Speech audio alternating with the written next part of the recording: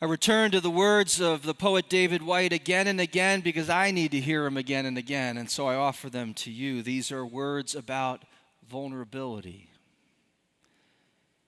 Vulnerability is not a weakness, a passing indisposition, or something we can arrange to do without. Vulnerability is not a choice. Vulnerability is the underlying, ever-present, and abiding undercurrent of our natural state. To run from vulnerability is to run from the essence of our nature. The attempt to be invulnerable is the vain attempt to become something we are not, and more especially, to close off our understanding of the grief of others and refuse the help needed at every turn of our existence. To have a temporary, isolated sense of power over all events and circumstances is a lovely, illusionary privilege, and perhaps the prime and most beautifully constructed conceit of being human, and especially of being youthfully human. But it is a privilege that must be surrendered with that same youth, with ill health, with accident, and as we approach our last breath.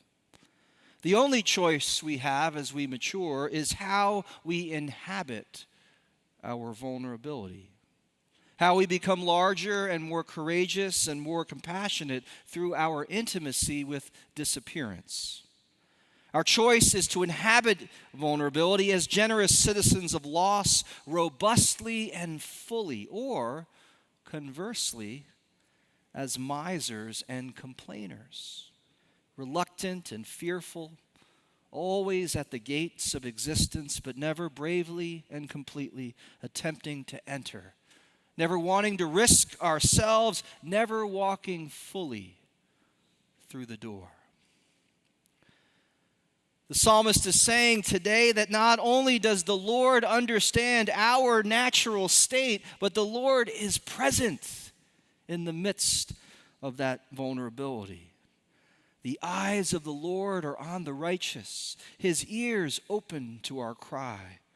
When the righteous cry for help, the Lord hears and rescues them, for the Lord is near the brokenhearted and saves the crushed in spirit and redeems the life of his servants. This is good news. But who among us wants to cry for help? Who among us wants to be rescued? Who among us wants to be crushed in spirit or in need of redemption? I think most of us would rather make ourselves invulnerable, not realizing that the strategies of avoiding suffering are usually way more debilitating and destructive to our life and others than the suffering itself. That's the lesson I think Paul is learning today through his experience with his thorn in the flesh. And I love the fact that we have no idea what that thorn is. It could be anything. It could be a psychological affliction. It could be an addiction. It could be a physical handicap, a disease. It could be a difficult relationship, one that tempts him or torments him. We don't know what it is. All we know is he doesn't want it anymore. 3 times he appeals to God to take it away. And God never answers that prayer in the way that Paul wishes for God to do. We know the thorn remains there through the entirety of his ministry. And we know that even as Paul matures, he continues to struggle with that thorn. And at some point, even though God does not answer the prayer in the way that Paul wants, God does respond. And God says, "My grace is sufficient for you, for power is made perfect in weakness." Which is to say, Paul, as great as this thorn is in your flesh, it is not greater than my love and power, and my grace is enough for you. At some point along the way, this becomes enough for Paul. He stops asking God to remove the thorn. He begins to recognize that it is a place of revelation, a place where he experiences for himself the power and the love of God. It is the place where he awakens to God's good and gracious intentions for his life, and he discovers the wisdom of what Meister Eckhart said when he said, what used to be my hindrance,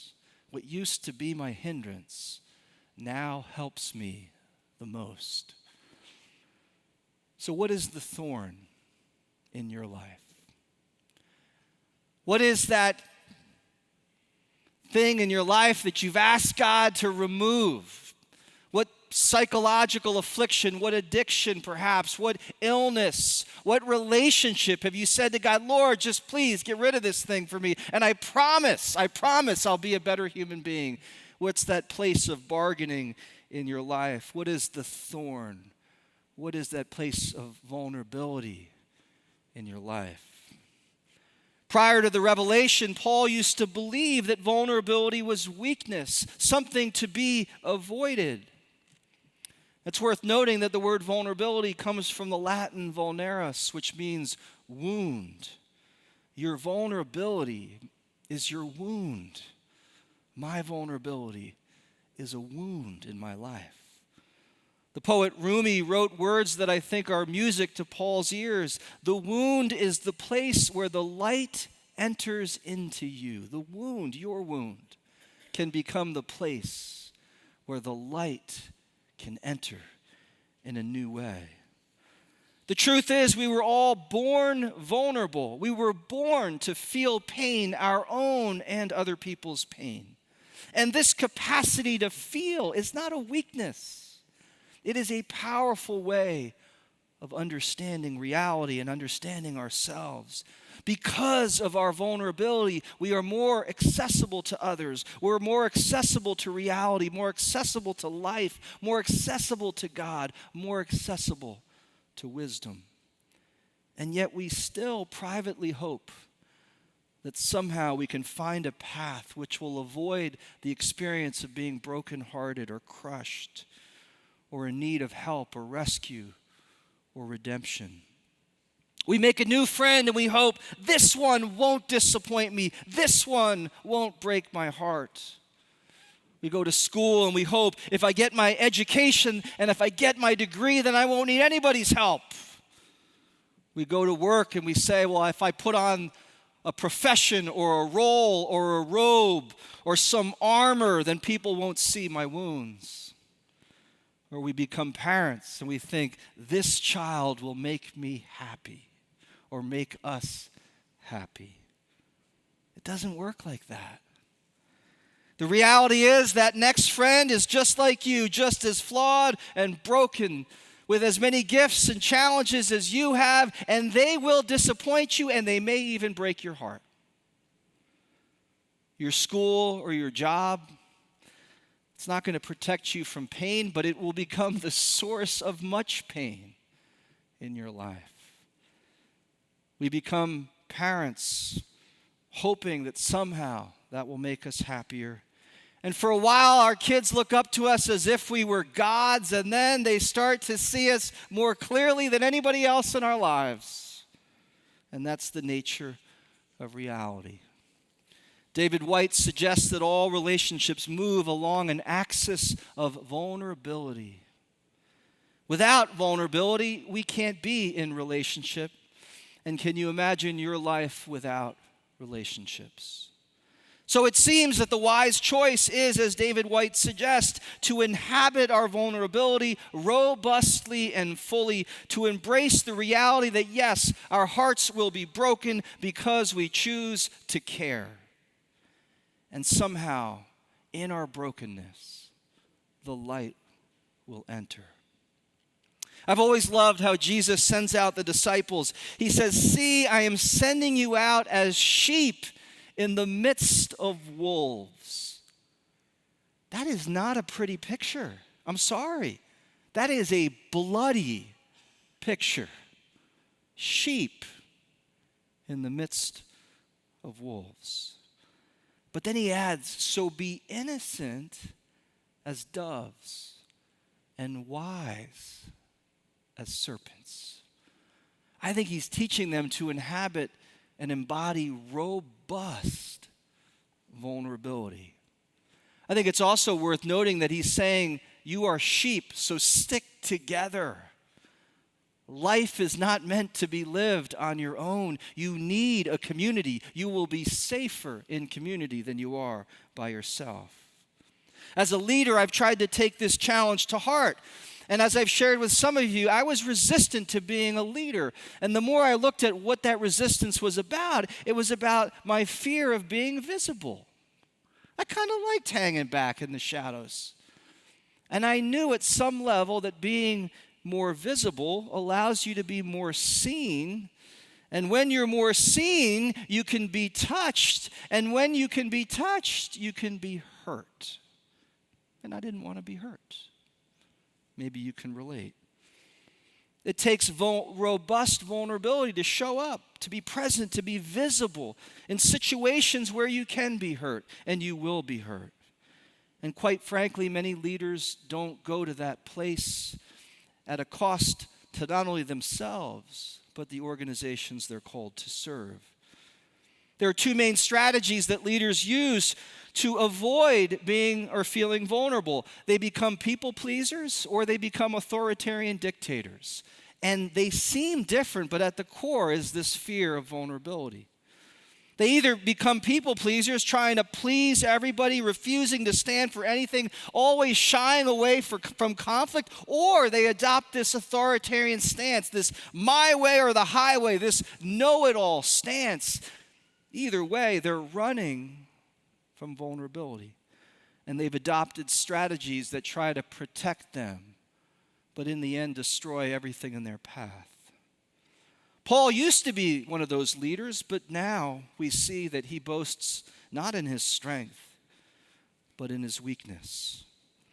He understands that when he is weak, there he is strong because of the power of Christ that dwells in him.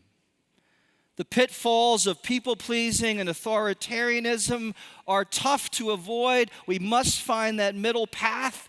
We must find a way as leaders to be collaborative, to work towards consensus, and to speak the truth in love as best as we're able to.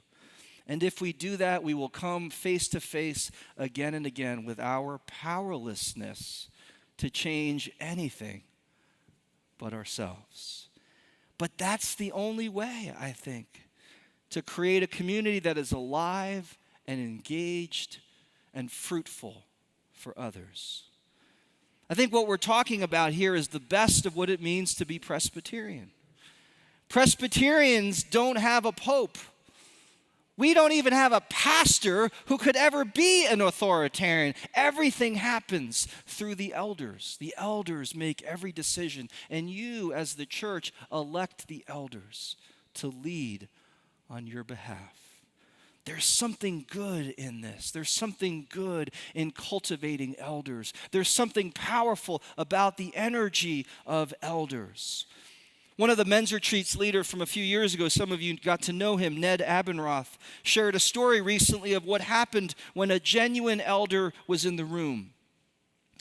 This person shifted the dynamics from their mere presence, and the room was able to breathe a bit easier because of him. It turns out that after a particularly challenging elder rite of passage, a group of men gathered in the kitchen to celebrate and to remember this experience. And in the midst of all of these elders was a young man in his 20s who had never had so many fathers available to him at the same time. So he took the opportunity to pour out his heart for almost 25 minutes. Going to the depths of his grief, his questions, his doubts, his fears, all of which created anxiety in Ned, but filled the room with silence.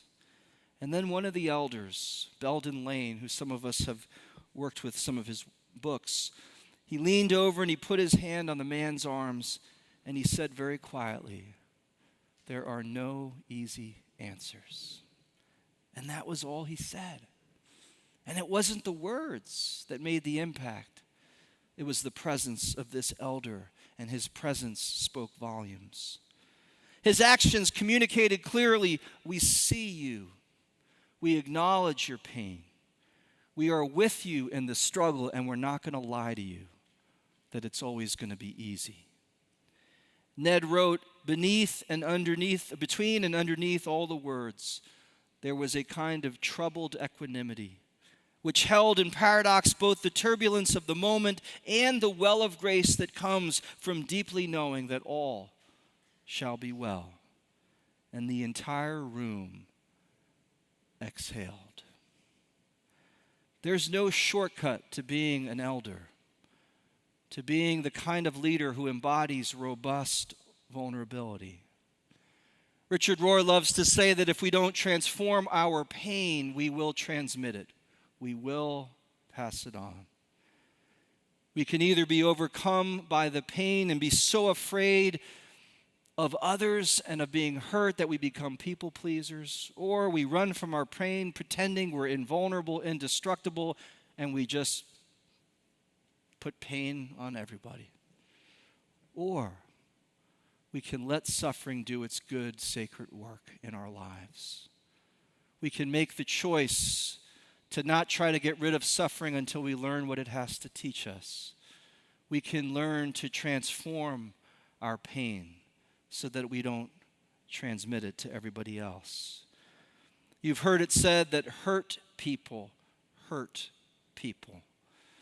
But it's also true that transformed and transforming people transform others.